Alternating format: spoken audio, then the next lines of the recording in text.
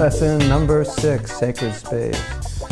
What does sacred space mean? It means creating a time and a place every day to connect with yourself, to make divine connection. What do we do in sacred space? We chant, we meditate, we read, we pray, we journal, we refocus. So most people just get up and go out in the world out of focus. It's not the way to live. There has to be a time, ideally, before you go out in the morning, where you tune up your consciousness. And every day you elevate your consciousness a little more. And then when you go out in the world, you live on a spiritual level. Just like you exercise, or a lot of you do yoga, you do it, you want to do it every day. It makes a difference, physically or mentally. So in the same way, there are spiritual practices that yogis can do aside from asana, which are important to do every day.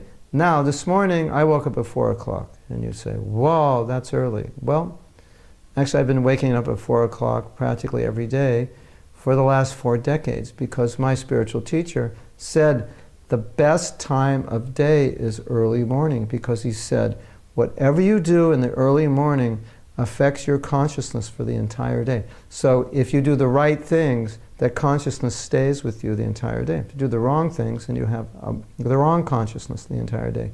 And not only that, he said, whatever you do is magnified. The power of that action is magnified early in the morning. My experience of early morning spiritual practice, mainly what I do is chanting mantra, is that it's much, much more powerful at that time of day. It's much easier to do at that time of day. It's natural to do at that time of day, because what else are you going to do early in the morning? It's not a passionate time of the day. Funny story, when I was young, and I was once young, even if you don't believe it, when people get older than when you're young, you can't imagine they were young. Can you? But I was once young. I was once, actually 16. I was once 1, but this is a story from the time I was 16.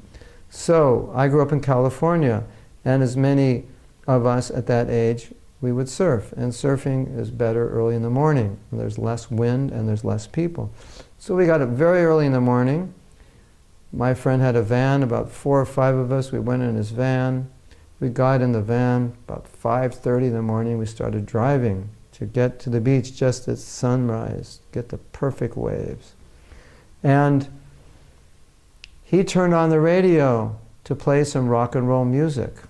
He was a kind of a wild man. And we were all rock and rollers ourselves. We had our own bands and everything, and we said, turn it off, it's too early for that.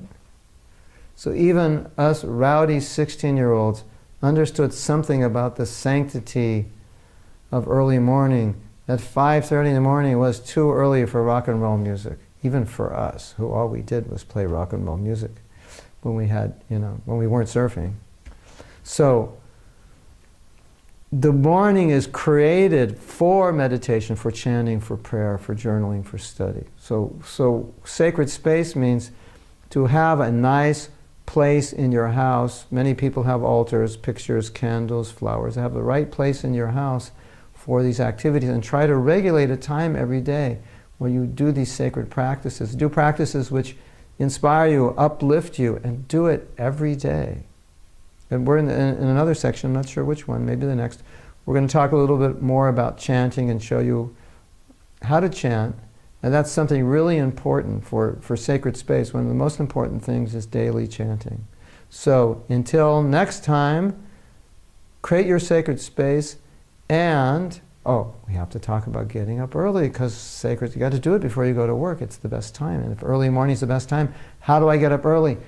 Very, very easy. Go to bed early. Solve the whole problem, right? But if you want a little more inspiration, then how do you do it? You just do it. You just set your mind. You realize this is important, that you're more productive in the morning. You say, but I'm a night person. Try it anyway. I used to be a night person. Morning is fantastic. You're more productive. So how do I get up? You just set your consciousness. You have an internal alarm. Did you know you have an internal alarm? Did you know that God's in your heart? You can set it to any time you want and He'll wake you up. Fantastic. Doesn't even cost you anything. All you have to do is make the intention to wake up early. When you become conscious, when He wakes you up, realize that you actually want to get up. And somehow or other, get your body upright early in the morning. It's the most fantastic thing you can do for your life. And all great spiritual teachers talk about it. Even the self-development gurus, the success gurus, they all talk about getting up. Everybody talks about getting up. So, we'll see you tomorrow morning, bright and early. Until then, have a good day, have a good week.